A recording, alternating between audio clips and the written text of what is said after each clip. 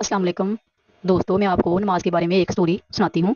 मेरी स्टोरी सुनिए और हो सकता है अल्लाह ताला आपको नमाज का आदी बना दे। नमाज के बगैर हमारी ज़िंदगी अधूरी है। तो आइए मेरी स्टोरी सुने कि एक फ़कीर दरिया के किनारे बैठा था। किसी ने पूछा, बाबा क्या कर रहे हो? फ़कीर ने कहा, इंतज़ार कर रहा हूँ कि मुकम्मल दरिया बह जाए तो फिर मैं पार करूँ। इस आदमी ने कहा, कैसी बात करते हो बाबा, मुकम्मल पानी बहने के इंतज़ार में तो तुम कभी दरिया पार ही नहीं कर पाओगे। फ़कीर ने कहा कि यही तो मैं तुम लोगों को समझाना चाहता हूँ कि तुम लोग जो हमेशा ये कहते रहते हो कि एक बार घर की जिम्मेदारियाँ पूरी हो जाएं तो फिर नमाज पढ़ूंगा, दाढ़ी रखूंगा, हज करूंगा, खिदमत करूंगा।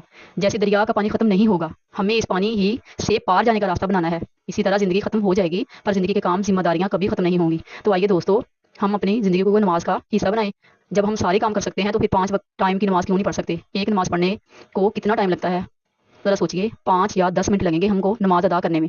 अगर हमारी तबीयत ख़राब है, हम कोई काम नहीं कर सकते, तो हम कहते हैं कि आज कुछ भी नहीं होगा, लेकिन अचानक से कोई 5-10 मेहमान आ जाएँ, तो फिर हमें उनका खाना बनाना ही पड़ेगा। फिर तो हम खुश होंगे कि मेहमान आए हैं, तो चलो भागो खाना बनाएँ, सारा कुछ करें। लेकिन जो नमाज़ है, इसके बगैर हमारी ज़िंदगी अधूरी है। पहले नमाज का ही सवाल हमसे होगा। हमें चाहिए कि सारे काम में, पूरे घर की ज़िम्मेदारियों में सिर्फ़ 5 या 10 मिनट का टाइम निकालें और अपनी ज़िंदगी को नमाज का आदी बनाएँ। अल्लाह ताला हम सबको नमाज़ पढ़ने की तौफ़ीक दे और अल्लाह ताला हमको हिदायत दे। अल्लाह ताला आपका हामी और नासर हो। अस्सलाम वालेकुम।